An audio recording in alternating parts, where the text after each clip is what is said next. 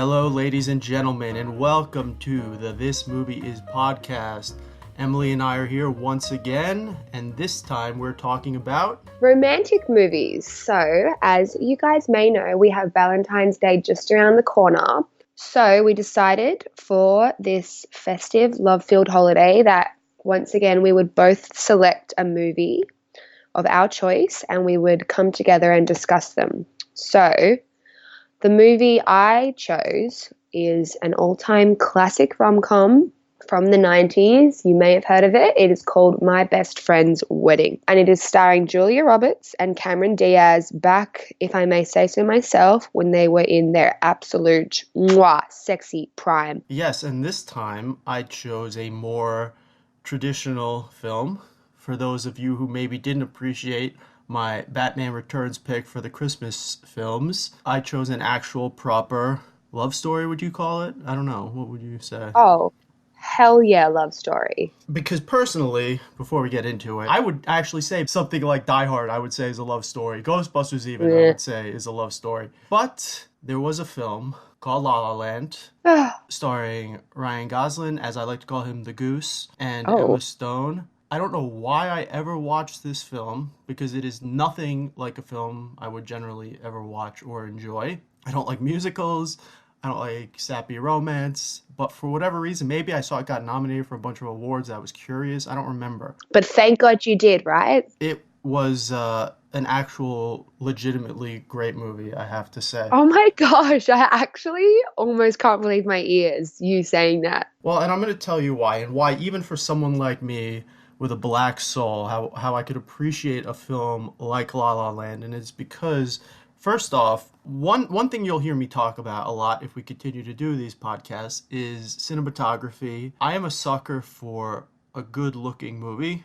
I think a lot of movies don't look very good. They're service to tell a story, and they don't put as much love into the visual elements of things. Again, to go back to our last podcast, that's why I love Batman Returns so much, because the cinematography, it was a beautiful looking movie. And I think first off, the cinematography in La La Land was tremendous. It made LA look very beautiful and it romanticized it a lot. And as somebody who lived in LA for 9 years, LA is a complete shithole. So I thought it was impressive that they were able to make it look so good. And also though, again, not a musical kind of guy, but I really appreciated the choreography, the long takes that went in. Yes. I mean, a lot of them had the appearance of being a single take. I know there's tricks they do along the way where they could maybe insert a different take in there. Like the opening number, it has the...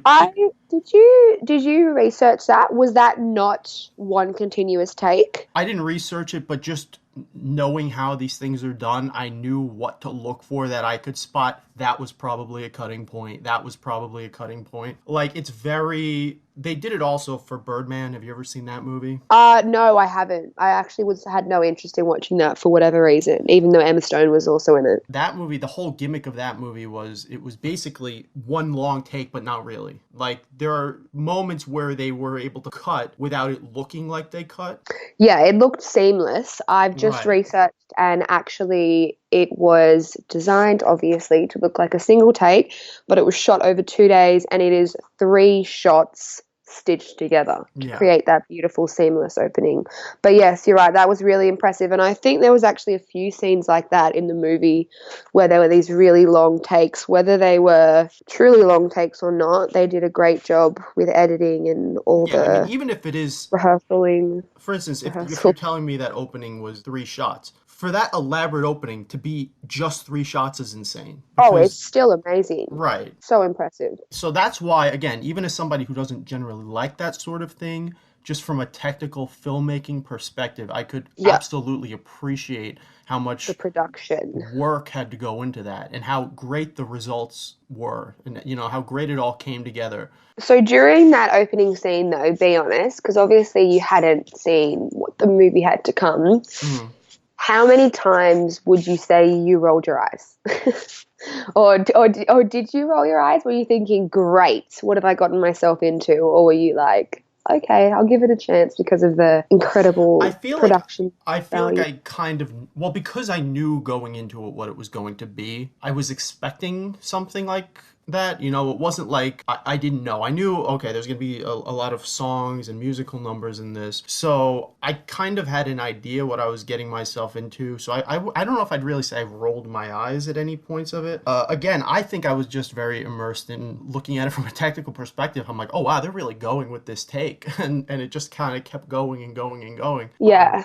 And again, like I said, all the choreography with that many people. Oh, it was just crazy. So, and again, the other numbers were done similarly, not as elaborate as that one, but long takes, like the one where Goose and Emma Stone are. Okay, I don't really know. I'm just going to go ahead and stop you right there. First of all, don't call my man a goose. That's his name. He's the Goose. And second of all, goose kind of implies like some kind of weird, loud sort of being that no one wants to look at or listen to. Sorry if that's rude to geese, but that's not how I would describe. But his last name is Goslin, which is literally a goose. I know, but I mean, okay, we'll go with it. Anywho, when him and Emma Stone have that little dance number on the In the at the observatory.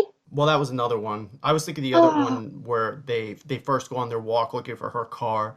oh yes, right after the party. That's right. That was another one where that was like a long single possible take or very few takes. And yeah, I really I'll be honest with you, as crazy as it sounds, I actually wish there were more because I feel like as the movie went on, there was less of those scenes. Yeah, yeah. Well, I think that's because things sort of got less and less dreamy and the Mm, sort of romantic facade died down a bit as the realities of their life came right. into. But the fact that being completely outside of my preferred genre, that I was actually wanting to see more of those kinds of things, is a testament to the filmmaking. Absolutely. Yeah. Wow. So basically, what you're saying is your favorite genre is now musicals. I That's don't, kind of the vibe I'm getting from this I don't know conversation. if I would go that far, but if it's a well done musical, like in the past, I would have immediately heard musical. I'd be like, fuck no. Oh, But now I would be open to the possibility if it has just good cinematography, really. yeah. No, you're right. That is definitely something I noticed instantly. The shots I also found a lot of the shots of the street and stuff were very symmetrical. Yes. And I also noticed that there was a few shots that I'm pretty sure was using a fisheye lens or something Yep. of the sorts, Yep. like long in the streets, it was curved in at the Like end. I remember at the That end when he goes to get Emma Stone from her house, they definitely used like a yeah. fisheye lens at her street. Yeah, and within the cinematography, obviously the color palette was wild, totally wild. And I found a lot of the colors really inferred that it was a sort of 60s or 50s or Yes, 60s it or did have 70s type kind of of vibe, a which was quite, retro vibe to it, which I it did. I actually I liked it loved a it. lot. Yeah, I liked Oh, I loved it. But it was, yeah, because I don't think it was set even the wardrobe. back then. Oh, the The wardrobe, 100%. All of those sort of pastel colors, and well, not really pastel, like mustard. The tone mustard is very. Do you know what mustard is? mhm. Like the color mustard. Sorry, you're a man. I assume you don't know. But yeah, all the costumes were really nice. It was very old fashioned, but I think that all played into that dreamy notion of a town where anything can happen, and there's. Oh, and the lighting was stunning. Yeah, I really liked the way they would play up the lighting in certain moments. Like they would black When they everything else start out, singing. but Yeah. the subject or whatever to really. And again, this is stuff that could never fly in a regular movie, but because this was such Yeah. a dreamy kind of very surreal. It had a very surreal Yeah. feel to it that they Absolutely. were able It's to. like it was all set in a dream, really. Yeah. So they were able to do a lot of cool stuff like that. And I'm glad they took advantage of doing that sort of stuff because if you're doing a musical right off the bat, it's not set in reality now, is it? Because people don't just break out in a song in the street. So by nature of doing a musical, you've kind of already opened the door to more of a heightened reality. Yes, absolutely. I think they have the license to make a few bold, risky, dramatic decisions that won't make the reality of the film plausible because, hey, it's a musical, just go with it. It's over the top.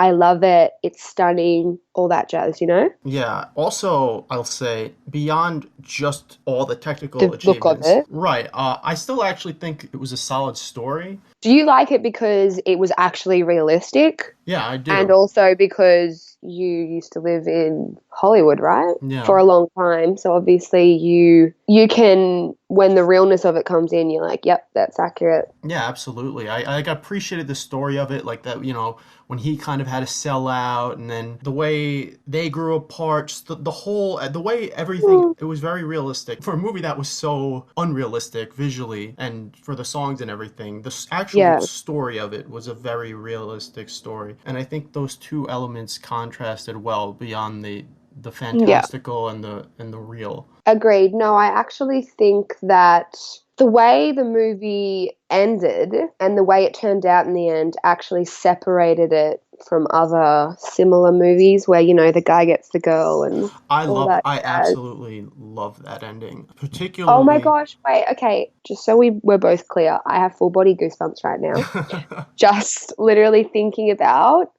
oh, I don't even know if I can talk about it. No jokes, I can, I'm fine, strong, independent woman. Um, when, yeah, she goes in to the jazz bar, they turn off that busy freeway, go for their little dinner, walk across, see that jazz club. Instantly, I was like, great. She's going to see him there. Her heart's going to be ripped out of her chest. And then when they saw each other, and also it was funny because I'm pretty sure as he was walking into the jazz bar, he walked past that massive billboard of Emma Stone's face. yeah. So he's like, great, another reminder. Right, But then, yeah. yeah, when he spotted her in the dimly lit crowd, and he just was basically shook, if we're honest. Yeah. And then I was like, he's gonna play the song. And then when he played the beginning, I was like, oh my God, how can I ever find true love in this world if Emma Stone and Ryan Gosling can't even find love? Well, apparently Emma Stone did, because she has a husband and a She child. did, but I mean, is it really love? Anyway, back to what we were saying. As the alternate reality was playing out, Hmm. it's very beautiful and very special. And I almost feel a bit better that I at least got to have a snippet and a glimpse into what their perfect life would have been rather than just them spotting each other, him playing the song Oh, and her yeah, depressed. I'm absolutely. glad I did get that level of satisfaction from it. And I wouldn't have changed the film, to be honest. I think it was good. Yeah, like you said, the realism of the plot balanced out the sort of dreamy, romanticized outlook of the world before all the reality started kicking in. So I think that was totally a great ending, and it definitely separated itself from other similar movies in that genre. So, well, I want to ask you a question though. Did you know as it was happening, did you know, oh, this is just an imagined alternate reality? Or did you think that maybe it was real and that I don't I don't know what I thought, to be honest. I was just like probably rapt, looking with love heart eyes. And then when I saw her in overalls painting, I was like, oh, she's pregnant. She turned around, like, oh my God. And then when Ryan Gosling was stroking her hair, laying with the baby, I was like, wow. For me, I actually wasn't sure. And I think it was done in a way where I feel like it could have gone either way. Like they could have made it where the entire movie was a what could have been if they made the wrong decisions, and then the dream scene. Could have gone back to their real life together. Right? I feel like it could have gone either way, and it takes you through that whole, all the same musical motifs throughout the film kind of replay themselves until the very end where it snaps you back into reality and you're just like, oh fuck. But that's what made it so good, because it I feel like if it would have ended on that note where it was happily ever after, and it would have been kind of lame. I don't know. It wouldn't have been Especially for you, you would have been like, great, there's 2 hours of my life I'm never going to get back. I mean, I still would have. Were you disappointed? Like, do you want them together or do you have no heart? Just wondering. No, I actually like that they didn't end up together. To me, that made it a much better movie. Yeah, I mean, I guess it did, but what does your heart tell you? I mean, obviously, I feel more than anything, you really feel for Ryan Gosling at the very end when because she at least has her husband and her kid. I know, but I feel like it wasn't her real husband. I feel like he's an imposter. Well, I mean, Plus, we flash he forward wasn't five even years, that. so He it's wasn't even that. He wasn't even that hot. Sorry, I'm not shallow, but I mean, come on. And additionally, I kind of, well, sorry, but I got really attached to the alternate timeline where they had a little son. yeah. And that's all there is for me now these days. Well, That alternate reality. but I think what I really love about that whole sequence is that I feel like it's something we do a lot in life in general is we look at our decisions and we wonder, well, what if I did this differently? And then sometimes you get lost in it and you kind of map out a what if scenario of your life. So I thought that was very That's a very me thing to do. I think a lot of people do that. Yeah, that's good. And It's comforting. I've never seen it portrayed in a movie though. Like I've never seen it, at least not in such an effective manner. I've never seen something like that portrayed in a film. And It was just amazing, wasn't it? yeah, I mean, to me, I already liked the movie up until that point, but at that point, I was like, this is a movie I would legitimately go out and buy and watch again and again. I really liked it. It deserved all the awards. I think it won awards for cinematography, Mhm. music, best original song. I'm thinking it potentially got best editing. And the songs, I just want to say also, Oh, they were actually good, and I wouldn't think I'd like these songs, but they were very no, catchy. me They were neither. very Very catchy. interesting. They were I'm all they were changing you. and yeah, I thought, especially at the end when they kind of replay all those songs again, you kind of get into it. I know. I loved it.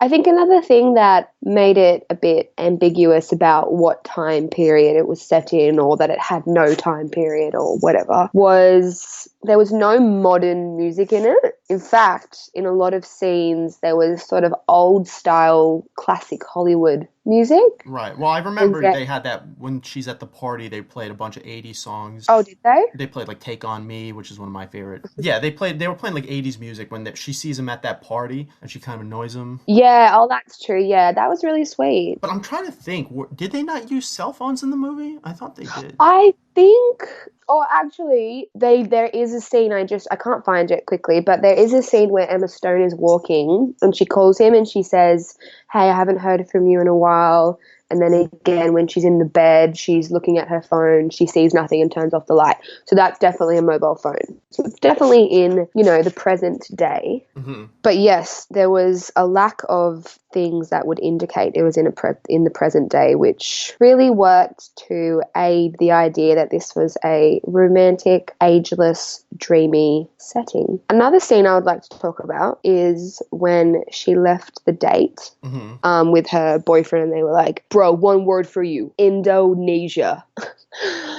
That's just a funny impression from me. And as she was sitting there debating, should I go? Should I stay? Why is my boyfriend a total loser? And then the do do do do starts playing over the Hmm. intercom in the restaurant. I was like, oh my God. Meanwhile, juxtaposing scene, Ryan Reynolds is standing at the front of the Ryan cinema. Gosling. Oh yeah, Ryan Gosling, sorry. So then she turns up, they go in, and again, it's very dreamlike. She's standing there, probably in the face of everyone else in the cinema, to be honest. Yeah. And the lights on her face, and she's like, oh, you came, you came. And And then I they feel sit like in a down. different movie, they would have had somebody yell like, "Hey, down in front," or like something like Yeah, but that. they let it play out because it was all part of the vibe, right? And even just their attire, like he wears a I suit to the know, movie. Like who does I that? know, but I love it. Yeah, And it works. when they were sitting next to each other, this was a very like I was getting a big emotional response about out of me this moment. And they were sitting next to each other, and their hands were in the middle, and they were inching a little bit closer and a little bit closer, and then they touched fingers, and then they held hands. Okay, I need you to know that meant a lot to me. That scene, I was just like, oh my God. Okay, let me just read the note I wrote on my phone as I was watching that moment. You'll have to bleep out a swear word. Well, we have swearing on this podcast. We're Well, this explicit. is, oh, okay, we're explicit. Oh, we're explicit, bitch. Okay, here's my note I wrote. Okay, when they were at the movies and they were putting their hands closer, then they finally touched fingers and then held hands. Holy shit, cunt. Actually died over that. Love is so pure and human connection is so beautiful. So that was my thoughts as that little part of the scene was going on. Like the whole movie, I was like, yeah, this is sweet. And then when they actually touched hands in the movies, I was like, oh my God, I love them. And then they went to kiss, and then the lights turned on, and I was like, oh, come on. But yes, that was definitely a favorite scene of mine. And then they went to the observatory, and then they were up dancing in the clouds. That scene really went like 0 to 100 really quick. Yeah. But I wasn't angry about it. It was just so beyond beautiful. All the floating clouds and all the twinkling stars. It was very beautiful cinematically. Oh, it was beautiful. The colors. And I think there was a couple of really long takes in that number as well when Hmm. they were walking through multiple different sets and all that stuff. And then I think after that scene, I think is when it shrinks out to that sort of circular, that's all folks type. Hmm. And I think from that moment on, the surrealism definitely dulls down a bit Hmm. as they start getting into, well, that's over now. This is my real life. What do we have to do to make money? Like, what's going on? Right. And You have the romantic period, and then you have the realistic period all relationships go through. yeah, I know. Well, I've copied and pasted a little quote from an article I read today. So let me just read it. It says, in response to the end of the film, sure, both achieved their dreams. Mia is a successful actress. Sebastian owns a jazz club. But at what cost? Their relationship has been lost, but they've achieved everything in life they've ever wanted. But have they really? Should love ever be sacrificed for ambition? Wow, there's a thought to ponder on, Tommy. Well, it's really tricky for me because I see they've obviously both got what they wanted all along. But I mean, they don't have each other.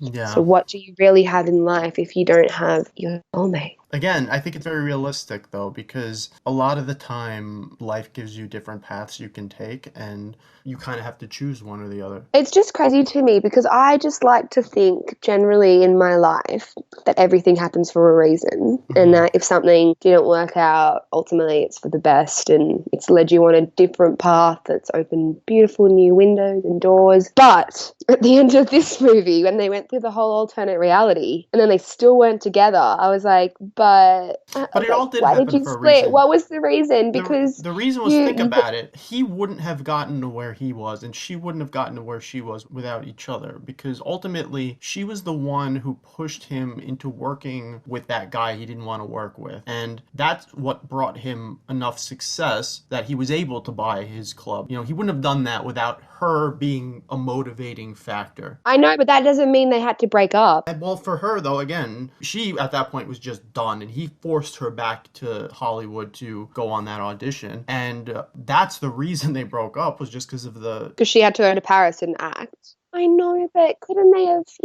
come back together and gone on, a brief coffee date, locked eyes, both looked cute, and then ended up making love under the moonlight and then having their son, as we all were robbed of? No, because that's not how life works. So Yeah, sorry. and to be honest, if the whole movie was just airy fairy dreamy, it wouldn't have been as good. And if the whole movie was just over realistic, depressing bullshit, Mm, the movie wouldn't have been that good either. So I yeah. think you're right. It was a perfect medium. The two elements of realism and surrealism absolutely complemented each other. Yeah, I mean, I would honestly say, as we just ended a decade, I would say it's one of the best movies of the decade I've seen. Yeah, I would agree with that. But as I was doing a bit of research after I watched it, apparently a lot of people didn't actually like it that much. Really? I've heard that, yeah. Well, from the brief headlines I skimmed over, a lot of people felt that the film inspired a lot of polarizing opinions from critics and fans alike. So I don't know. Well, there's a lot of people who like Marvel movies, so I don't know. Some people just have terrible taste. Oh my God, so true. Cool. Well, let's not say that too many times on this podcast, or diehard Marvel fans will be like, I'm not listening to these motherfuckers anymore. Yeah.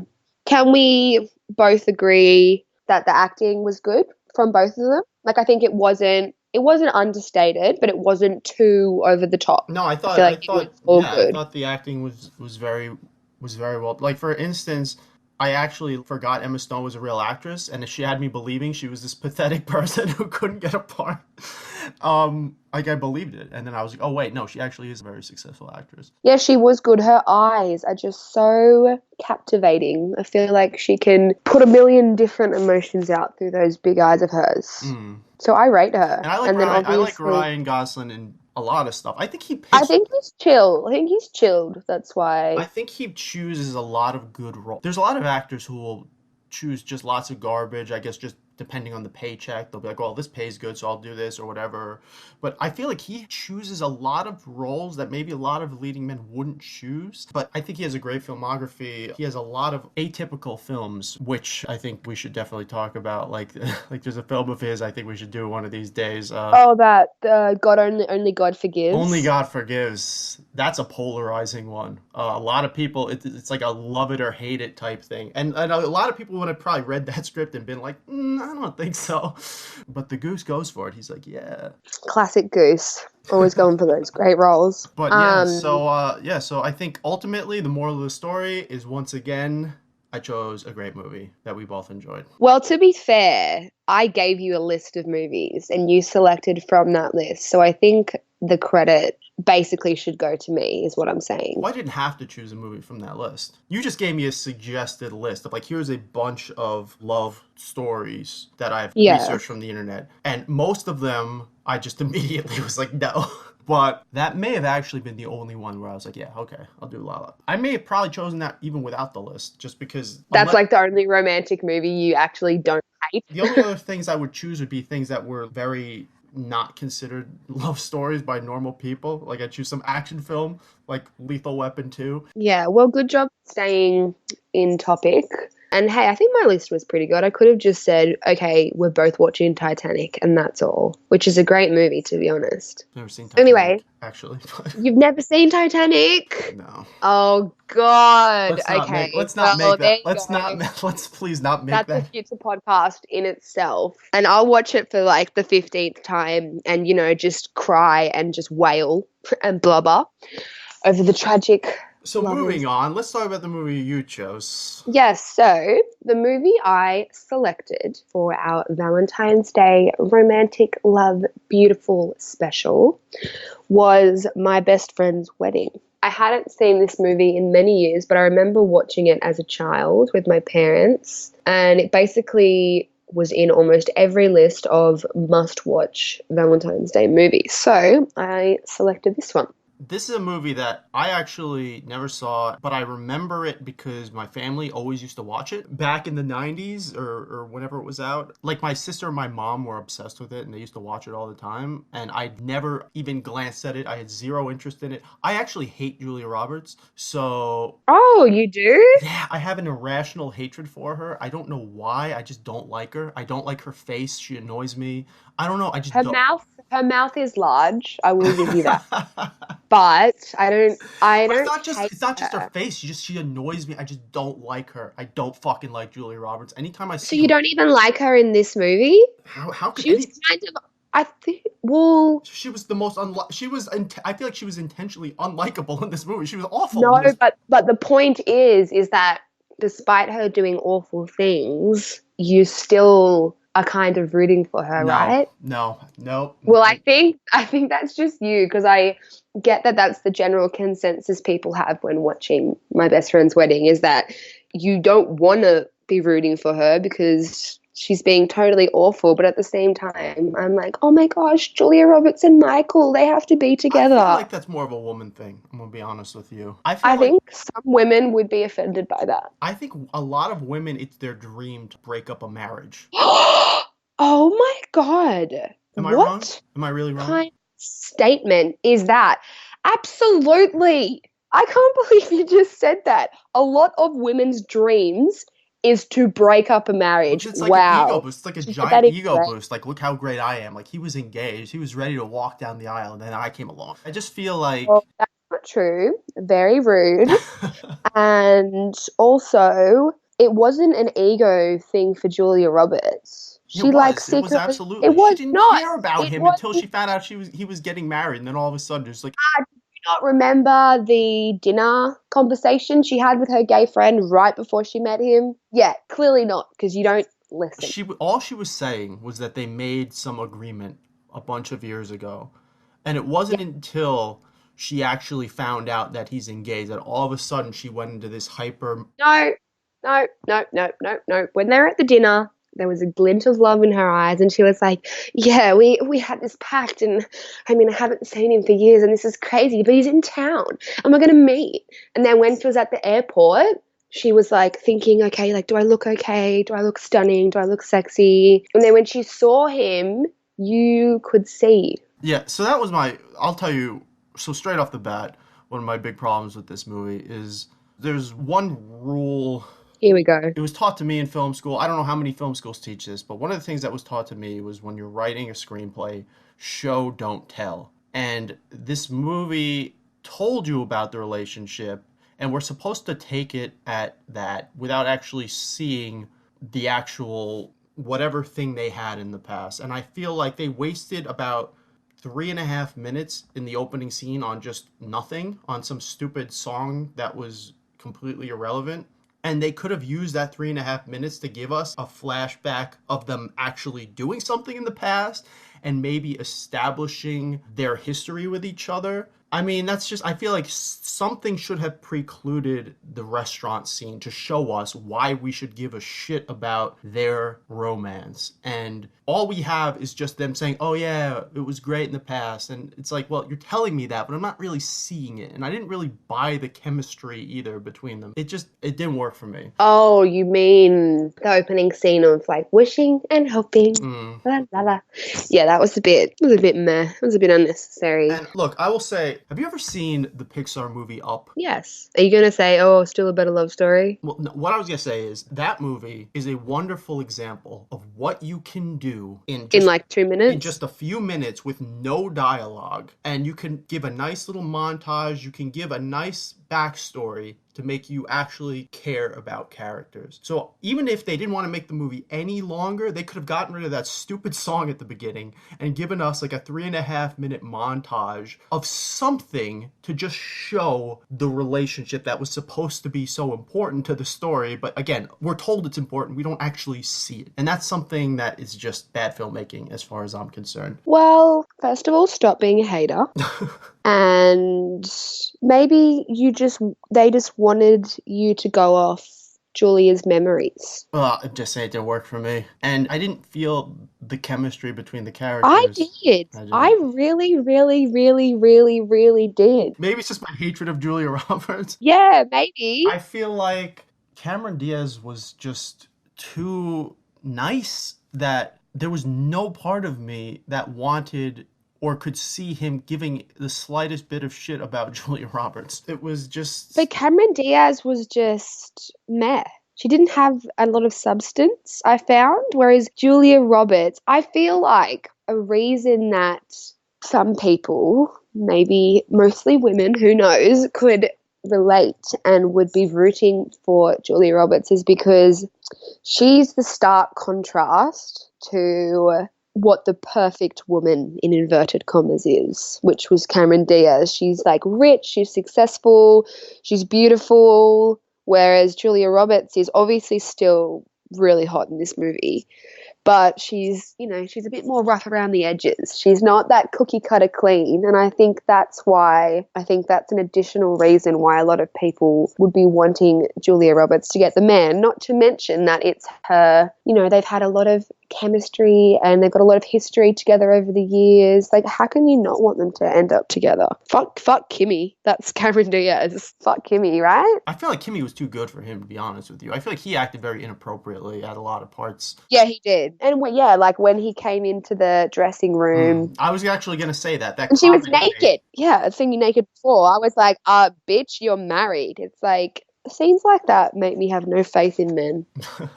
Well, no, because I watched that and like he made that comment. I'm like, that's not an appropriate comment to make when you're literally getting married in a few days to some chick. And your wife is like in the next room. It's like, why even go in there to begin with? Yeah, so I wouldn't say that's like a guy thing in general. I think this guy was just portrayed as kind of a dick. Yeah, exactly. He's kind of a dick. She's a little rough around the edges. They've got years of amazing history. They were perfect for each other, and I won't be told otherwise. I mean, when you put it like that, like I said, I thought she was too good for him. But the only redeeming quality of this movie for me, because it was an absolute chore for me to sit through, it was excruciating. It was bad. I was looking at the clock. I was like, please God, when will this misery end? Oh, It was one of the hardest movies I've ever had to watch, and it's a classic though. the only redeeming quality for me of the movie was the ending. And I loved that she didn't get her way and that she was alone in the end. I mean, you could say, well, she had her gay best friend, and it's like, all right, whatever. But It was a bit sad, to be honest. no, Like, I felt like she got what she deserved. She was a horrible person the entire fucking movie.